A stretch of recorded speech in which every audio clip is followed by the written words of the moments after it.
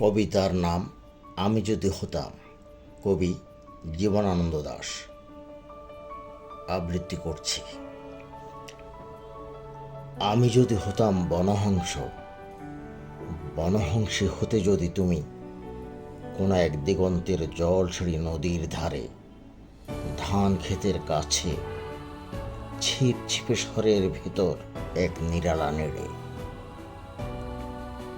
তাহলে আজ এই ফাল্গুনের রাতে ঝাউয়ের শাখার পেছনে চাঁদ উঠতে দেখে আমরা নিম্নভূমির জলের গন্ধ ছেড়ে আকাশের রূপালী শস্যের ভেতর গা ভাসিয়ে দিতাম।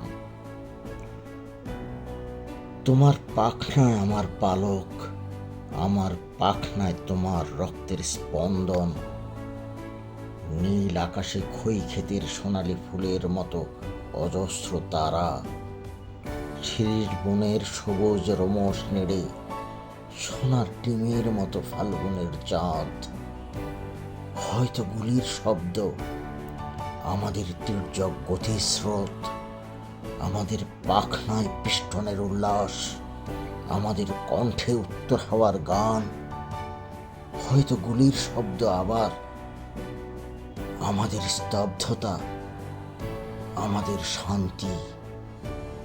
আজকের জীবনের এই টুকরো টুকরো মৃত্যু আর থাকতো না, থাকতো না আজকের জীবনের টুকরো টুকরো স্বাদের ব্যর্থতা ও অন্ধকার।